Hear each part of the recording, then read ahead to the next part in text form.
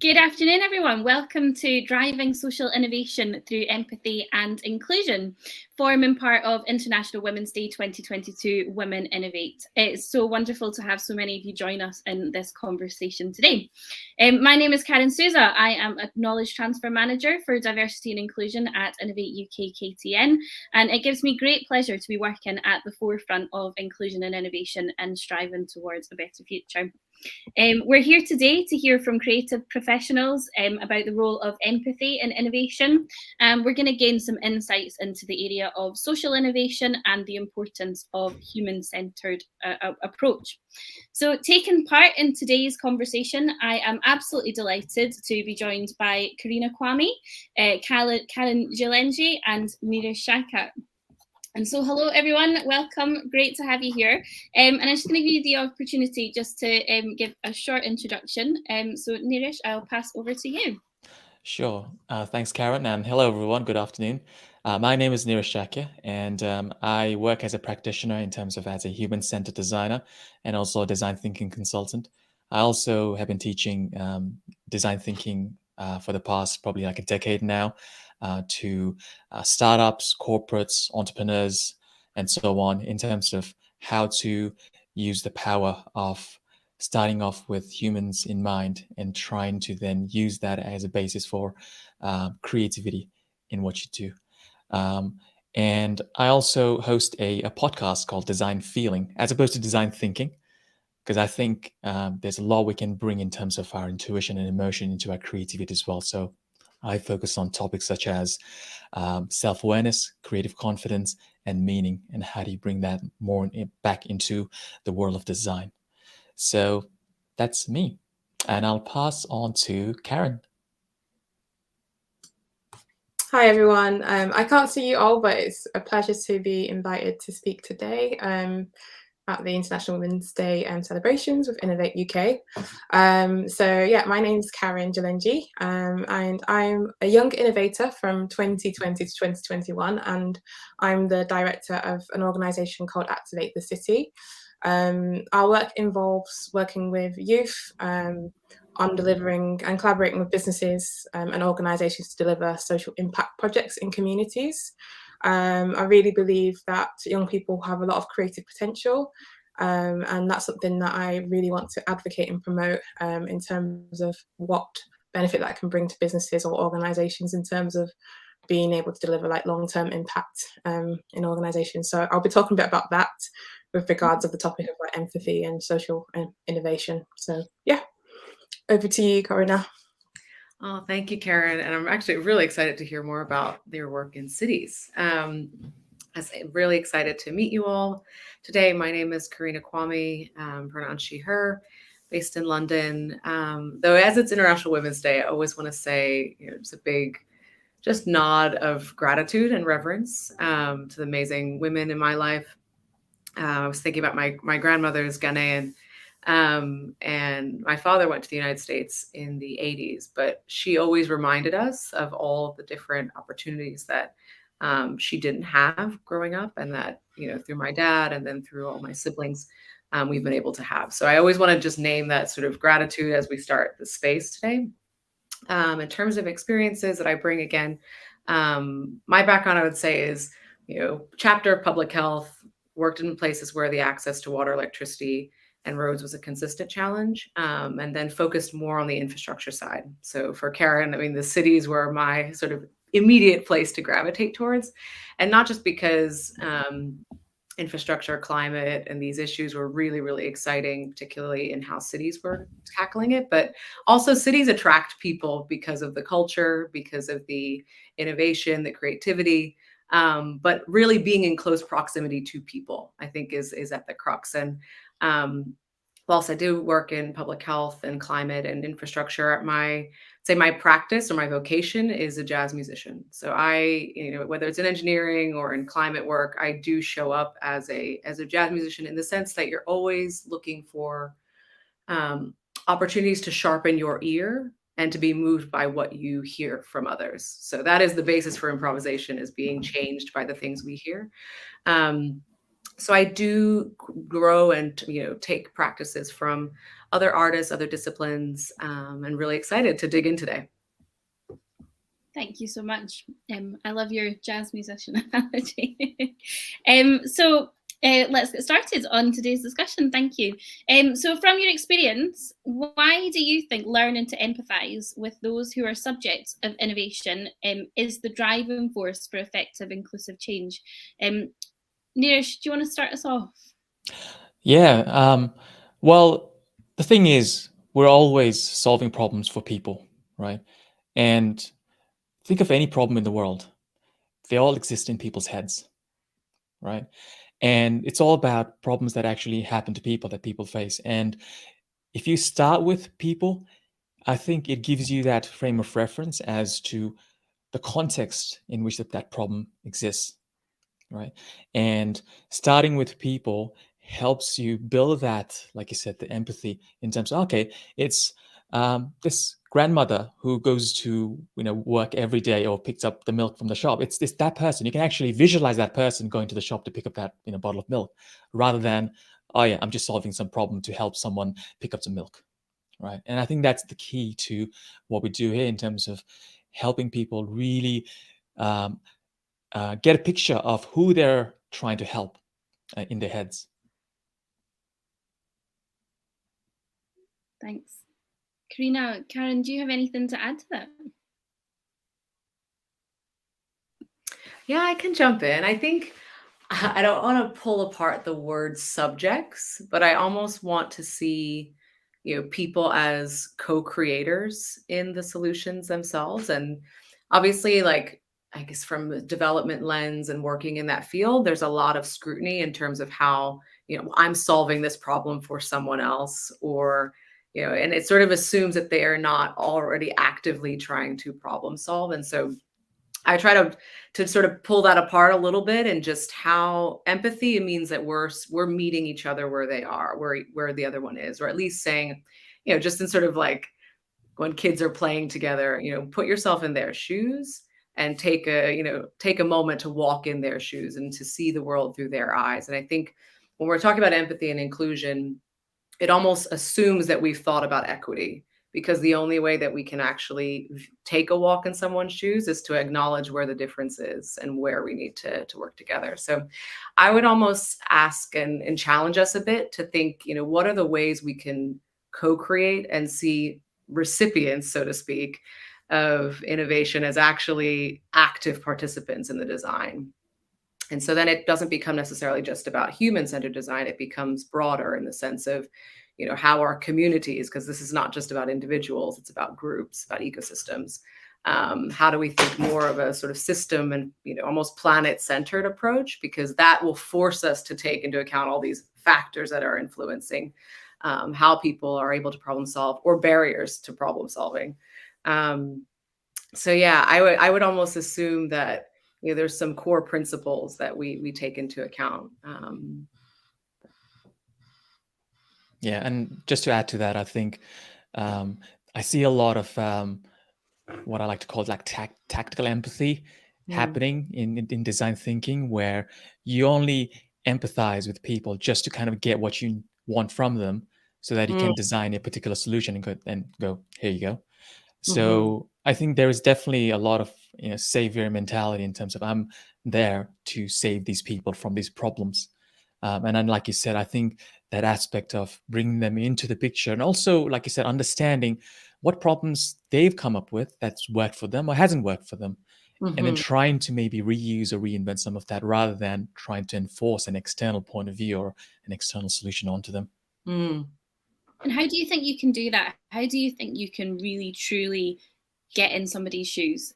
Because it's, how do you really, and how do you prioritize whose shoes to get in first? It's particularly when you're looking at certain bigger projects. Karen and Karina, I'm sure you would encounter this. So I'm interested to hear your thoughts on how you step into those shoes.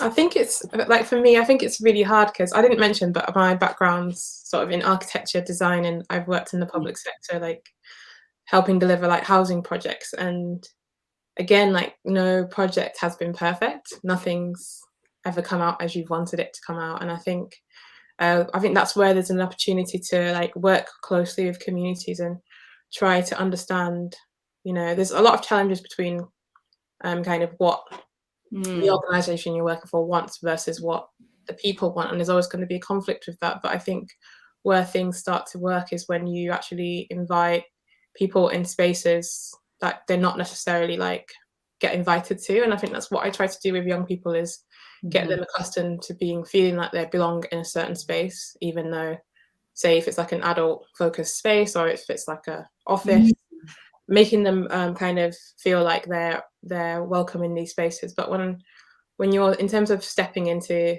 people's shoes and prioritizing that, it's really hard to. But I think for me, I try and provide a space. What's worked really well is for young people who come from different walks of life to really understand their backgrounds and get to understand each other and learn from one another, whether a person's coming from an affluent background or a low-income background. I want to make sure that they're able to find a common ground. And I think that's where you can start working better, where you're able to find connections with each other. And I think just providing a space for them to talk about their experiences and help them create a narrative about their own personal experiences. And I always talk about lived experiences, because that's something that I always refer back to from being a young person, is like, nobody really understands my lived experience. I've worked in the social housing sector, and I'm somebody that's come from a background that's lived in social housing or council housing, and you tend to have more empathy with the people that you work with. And I think that's something that I always try and promote in organizations by sharing. I think that's the most important thing, being upfront and honest enough to share like your personal experiences, even if it might be hard. So yeah. Absolutely. You hit so many things. I think there's this piece about the spaces you invite people into and how you make them not only just a place where they can feel, safe to share their story, but actually celebrated in a way for their lived experiences, and not in a way that's putting them in this pedestal to say, oh, you've gone through this, so you are the spokesperson. Not at all. I think it's almost like, how do you create a space where, we can honestly acknowledge difference and actually, name the fact that those are strengths that people can play to, in the sense that if you know this narrative and you're able to tell stories that really illustrate, what is needed, you are best placed to offer, guidance or a solution. I think there's a piece about the safety, but almost pushing us to make that a space where people can thrive.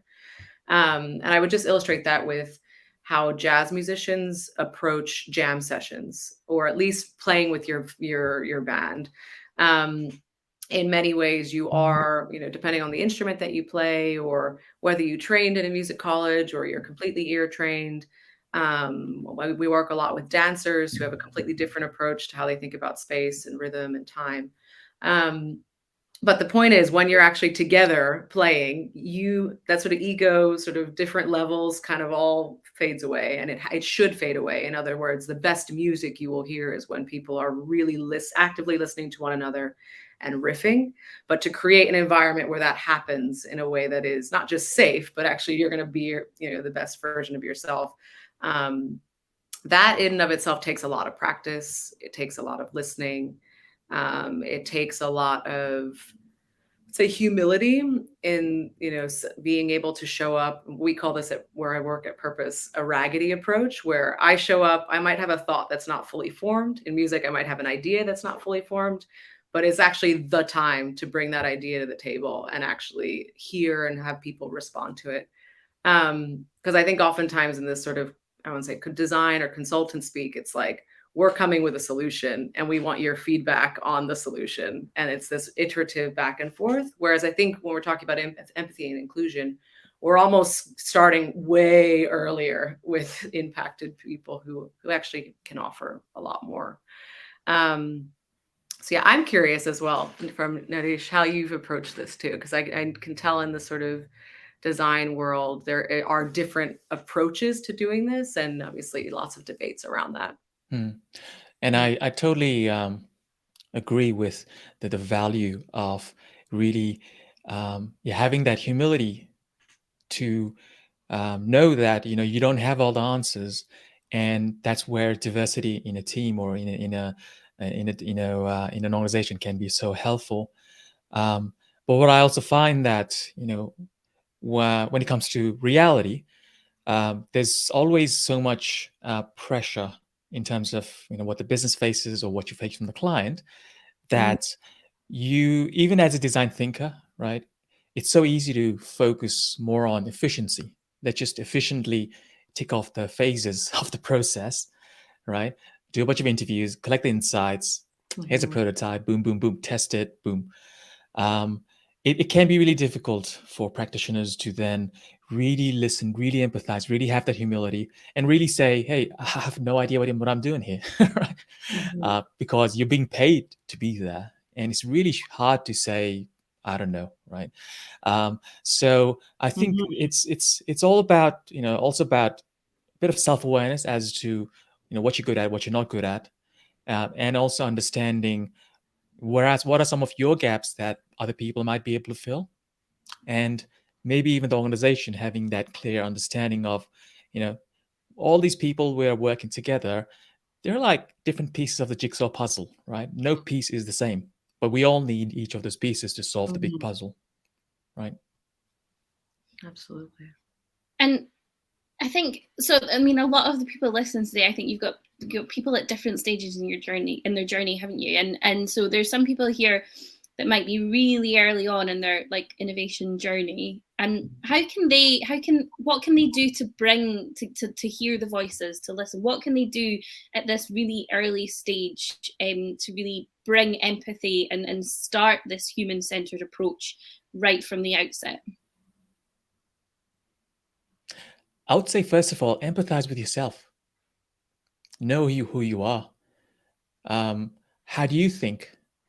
How do you feel? Are you comfortable feeling what you're really feeling? Or do you just push it away? How do you work with people?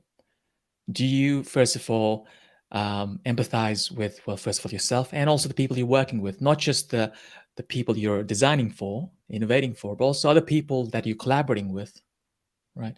And I think that understanding can help resolve a lot of frustrations you might face later in the process, where you're like, oh, this person said this and I'm really pissed off, or my idea, no one wants to listen to my idea, and now I'm like frustrated, I don't want to work here, and so on. So I think starting with yourself and empathizing with yourself, in my experience, has been really beneficial to me in terms of my own mental well-being. And would you say the same process applies? So there might be some people listening here that have thought it might be a wee bit further on in their innovation journey, and they've kind of sort of hearing what you're saying today and gone, oh, I've not thought about this. How do I now, a little bit further into my journey, start bringing this in at this stage?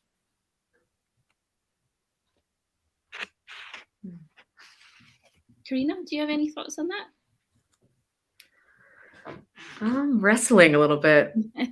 I might be the one on the other spectrum where I would almost want us to challenge how human-centered design is approached as a fundamental core principle. Because I do think a lot of the complex problems we're wrestling with are not just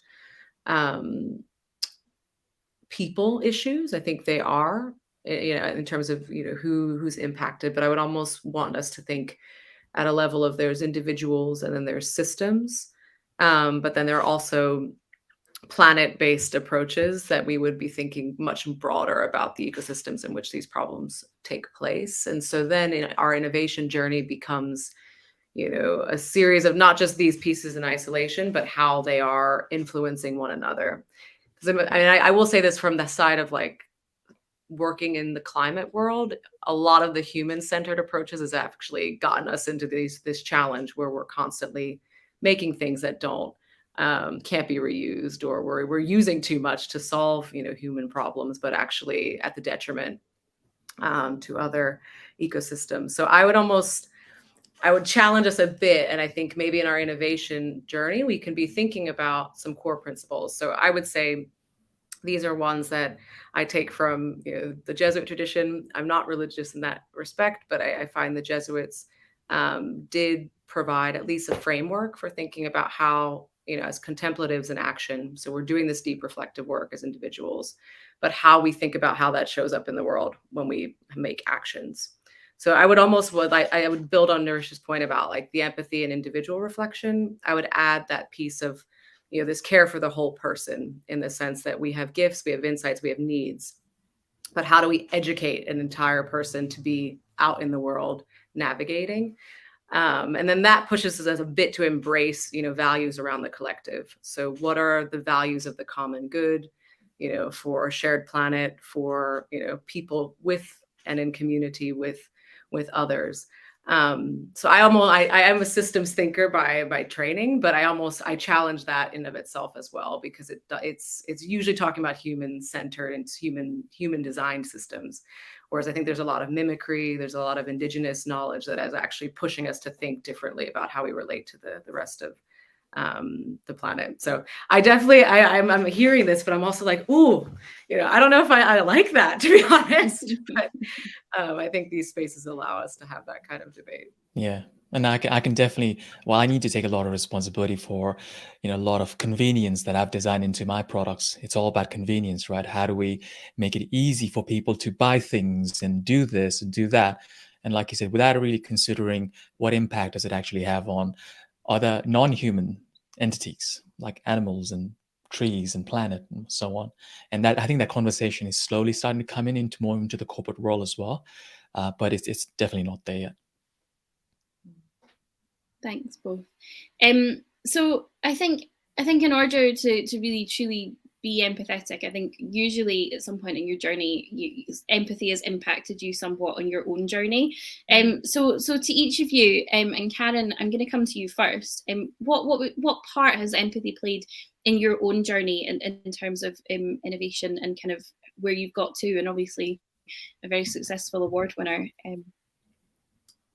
Thank you. That's very kind of you. I would say, like, speaking to anyone who is sort of like in the early journey, which I'd probably say I was, but I think I'll probably talk about like why I founded Activate the City and how that's kind of influenced me and sort of how I've grown up and where I've got to in life. So I'd say, like, I guess my journey probably started when I was born in London, but I moved to Malawi, which is where I consider myself from, and then came back to the UK when I was like 6. So I do see myself as an immigrant too, and kind of growing up with a large family and living on an estate and, working class background. I think that's had a lot of influence in terms of like how I like want to solve problems.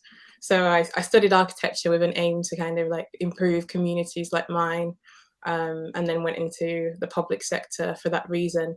But during that whole journey, I came across things where I was like, oh, I'm not really enjoying this. Like, I worked for a consultancy and I was doing kind of like private sector work and it wasn't really enjoyable.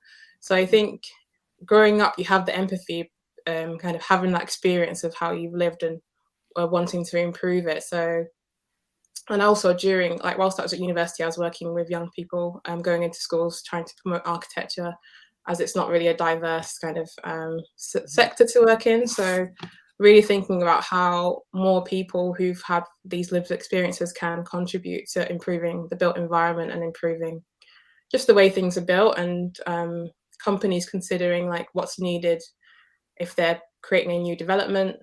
Like, what do the community actually really need? And a lot of that came from the influence of my mum as well, who did a lot of community development work in our local area, and with like no budgets and trying to really bring communities together. So I think as you grow up and the experiences that you have, it kind of leads you to a path where you want to do something about it. And for me, starting Activate the City was really like a culmination of all my experiences. And I think a lot of that is being empathetic towards the people that I've come across and being like, wow, this can be done better.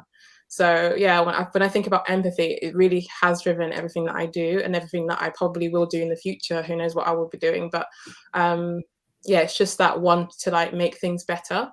And I think again, as somebody in my early innovation journey, there's so much that I've learned in the 2 years that I've started it. And I think one of the things that I've really learned is the biases that you have. Whilst you've got your own personal experiences, you probably are more biased towards certain groups, certain people. But I think when you are trying to create an organization that maybe has an element of social impact or social innovation, is to think wider beyond your own biases. And I think that's something that I'm slowly starting to learn and trying to identify. So that's also one kind of influencing factor. But yeah, I hope that helps. Definitely. That last part is probably the hardest part to do. Yeah, for sure. Karina and Neeraj, do you have anything to add on to that? Yeah, I mean, that is a very deep topic, I think, and that's something that I've been thinking of for quite a bit now. You know, we're seeing, hearing stories of how, certain refugees are treated differently to other refugees and so on, which is, it's very sad and shameful. But I guess the people who are doing them shouldn't be blamed, because I think, like Karen mentioned, there are these internal biases that a lot of times we're not aware of, we don't have any control over, right? So if you just say, hey, why are you, biased in that way? Why can you do it like that? It can make people more defensive, and it can antagonize them even further.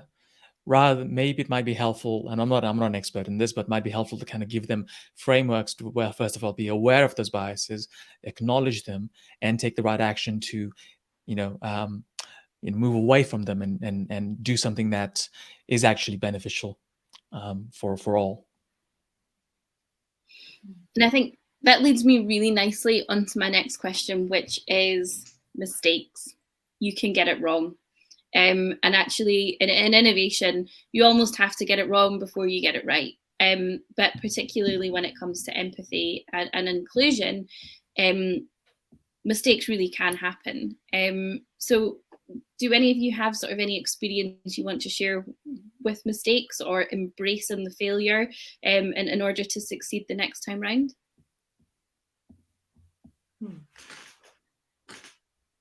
I would almost start with the point about bias, particularly in I wouldn't say mistakes, but it's almost like that image where or the metaphor where someone is touching an elephant, but they have a blindfold on, so they don't actually know what they're feeling, and so they might, their experience is real, what their tactile experience, like touching, is, they're able to describe it, but actually they can't see the whole elephant. So it's impossible to actually think through, what is the whole scope. And I think we do this a lot with bias. We almost hone in on the individual. And I would say this is a mistake I've made, actually. You see, you immediately see a problem. You think you've already figured it out. You go to the individual. For me, it's always the individual component within the wider system, but neglecting that actually the system is enabling this to occur. So I think with this, example around, how refugees are being treated differently, there's a whole system as to why that occurs. It's not, in isolation from global events, historical events. And, I don't think we can begin to really develop a solution without taking that into account. But oftentimes we're not in a place where we have those reference points. So especially in the work we do at my company at Purpose, a lot of the thinking is, we often move to tactics. So we do a lot around narrative change and trying to understand the messaging that resonates with people around particular social issues. But it is so easy to say, okay, this is the issue, say it's, climate or misinformation and around COVID. We immediately jump to tactics and start making stuff and prototypes. And, and for us, it's usually messaging and message frames to understand what are the words that resonate with people, or what are the values that they're most moved by. But actually the tactics are at the very end, when we've done a really, deep immersion, with people who know the space, with people who are impacted by the space. Then we start to, actually lay out the roadmap. And actually don't even like that language, but actually the steps we would take to actually challenge and make sure that, the strategy we're developing is sound. And we've definitely failed. I think there's aspects where we've got the narrative wrong. We're trying to change a harmful narrative about, let's say, poverty in the US without really understanding what we're up against in terms of what are the dominant narratives that people believe, then it becomes a drop in the ocean. So that's something I think, whether it's bias, whether it's, jumping to tactics, there is this human desire to, completely know something. And in doing so, we actually obscure, I think what are cloud problems that are constantly changing, adapting. So I would say like there's no fix for that, but it's something to be, always reminding oneself and one's team, or any, collaborators, that we have to have a space where we're open to that challenge, because that's actually the thing that will allow us to not get so far down the road and realize, we can't move, we can't, pedal backwards. Yeah, and I think from my own experience, I've failed so many times, and I think one of the biggest reasons for my, multiple failures is my own fear of making mistakes, and I've just left it too late until I actually made a bigger mistake. And I think it all came down to I was just, there's a lot of shame involved in failing. We're not trained to fail; we're trained to succeed. We're not paid to fail; we're paid to succeed. And when you go in with that mindset of I have to succeed every time, it can make it more and more difficult for you to just say, hey, let's try it out and let's see what happens, because I don't know what's going to happen. Because people expect this. Well, you yourself expect success from you every time. And I think that's where, like, for me personally, like having more of an experimentation mindset has been really beneficial. So I tend to treat everything that I do as an experiment, right? So if it fails, I haven't failed. It's the experiment that has failed, right? And that's what experiments do. They either pass or fail, right? If they pass, well, good. If they fail, I've learned something from it. But it's not my identity has not been impacted by that. And I think that kind of mentality is something that can help organizations, make it feel safer for people to take more risks and fail early, rather than make it a stigma or shameful to fail. Yeah, it's almost that compartmentalizing which part is failing. Is it? It's not me that's failing. It's part of a process or part of a production line. I think there might be some people even listening to this conversation today. I think it's easy to once you're past the failure, to be able to look back, reflect, and sort of have that more wise, positive outlook. But I think to anybody that might be listening that might be in that sort of initial phase of like, oh, I've just failed, what nugget of advice would you give to that person? I would just say, like, I failed in life, like so many times, but at the time it feels rubbish, it's not great, but you think, there's no, nothing's going to get better. But honestly, I feel like I wouldn't be where I am today, and I might fail tomorrow, but like, I think the ability just to keep, as Niresh was saying, just to not think too hard, don't be too hard on yourself when you fail, because I think you always learn, you find it. I think humans are really good at adapting. So I think just embracing it really, and thinking, you grow as a person when you do fail. So you can reflect back and be like, wow, this is how far I've come. And I think, just having that mindset on, like, not being too hard on yourself, because I think anyone who whether they're in a job or starting a business or studying, I think you're going to come across so many challenges in life, and the ability just to keep going on and not giving up is probably like the main thing that I would say helps with making the failure a lot less painful. But yeah, it is going to be painful. There's no doubt about it. And it's definitely something I wonder, how as students, or as even within families and friend groups, like how we almost create spaces where people can talk about that. Because I almost wonder if, if it's done not as if it's done in a group or in a collective setting, then we normalize that as part of the process. In other words, for me, it's like failure in many ways can be an opportunity to redirect, or you might actually be on your path, close to your mark, but we might need to adjust a little bit, and we might need to really, we might need to pivot entirely. But without those, incremental failures along the way, we wouldn't necessarily have that, real lived feedback. But in addition to just the spaces where we, create safety for folks to fail, I also wonder what creative opportunities happen because you failed. So this is definitely like pulling from the jazz toolbox, and in many ways, when you know the structure and you know the vocabulary that you're using to play, things always go wrong, but you shouldn't even think of it as wrong. In other words, it's another way to express a musical idea. And I think of the great musician Gawain Shorter, who described jazz as basically, I look at you and I say, I dare you. So it's a way that none of us have done this before. We've never gone on this journey. So inherently, it's going to have failures. But actually, if we see them as creative opportunities, we actually get new styles, entirely new styles. If you think of the work of Thelonious Monk, for folks who are jazz fans or even new to jazz, I would actually listen to his music, because there are were critics at the time who described it as a failure. But it's actually was an entirely different movement of music, which today is actually considered modern jazz in the canon. So I would almost challenge us to use those opportunities as growth, but also you might be on the brink of something really cool. Mm. Also, when I'm teaching design thinking to my students, there's a law that I mentioned to them, which is called Sturgeon's law. And Sturgeon's law basically states that 90% of everything is crap. So 90% of everything that we do has a chance of failure. Like 90% of my ideas are really, really bad. Like 90 to 95% of startups fail in the first 2 to 5 years. But we don't see those stories in the media. We only see stories of success. So we have set our thermostat to think, hey, there's only one mode in life, which is success, right? And if you fail, you are a minority. But no, if you fail, you're a majority.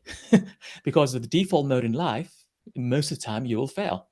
So if we kind of go in with that mentality saying, hey, I'll give it a shot, most probably I'll fail, right? But that's just part of it.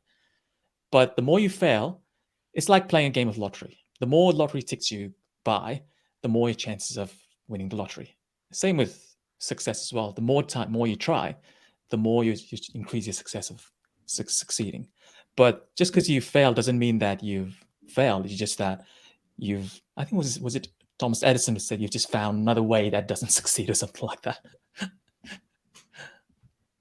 I was always brought up with the expression, if at first you don't exceed, try and try again. So yes, I think it's so true. Wise word. Would you say that there is a common mistake that people like? Is there just that one thing that keeps cropping up and you think, oh, that's happening again?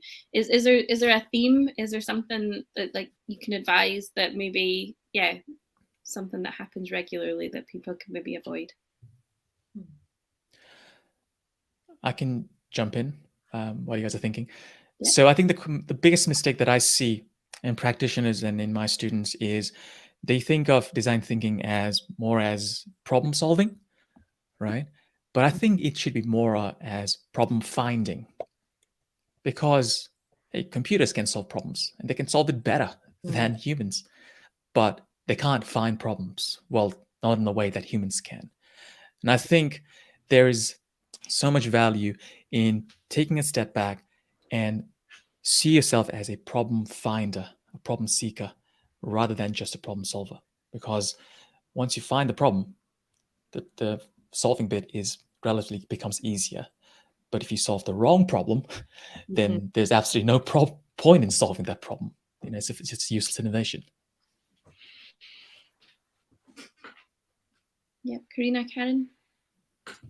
Yeah, I think what Naresh is saying is completely right, because I think I've come across that in the start of my innovation journey, where you have so many assumptions about things, and obviously over time you learn new things. And I think for me, what I've become more comfortable about is taking my time to try and find these problems, as Naresh is saying. It's not about it's just seeking them, and like speaking to people has just been the most useful thing that I found, is like really speaking to people and being open to hearing about their experiences. And I think that's where like listening skills matter a lot, because really hearing and understanding how people communicate, and everyone communicates in such different ways. So I think that's what I've learned, is like being open to different modes of communication and just hearing people's stories. So like finding opportunities to just have conversations with people is what has been so useful, say in the past year, and it's not something that I started doing at the start of my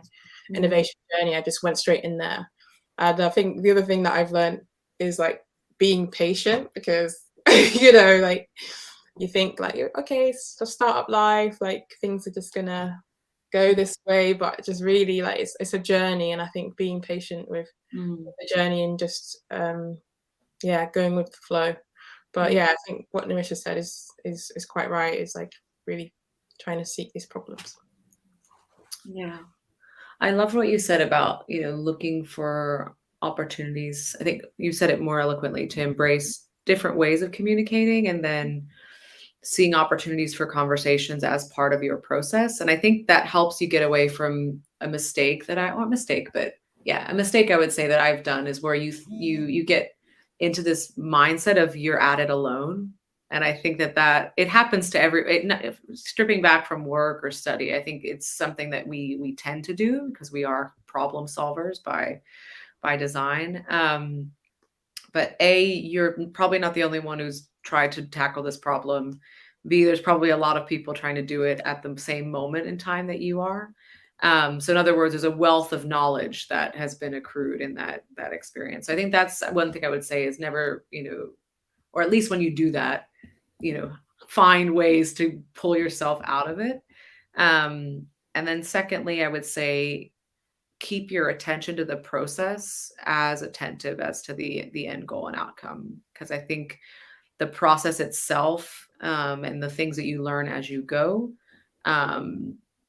do create relationships and patterns of behavior that you will carry well beyond the life of this problem or solution. So I think that's something, particularly I think the point earlier about, you know, the reality is you have really short time. You don't actually have all the information you need to make the right decisions.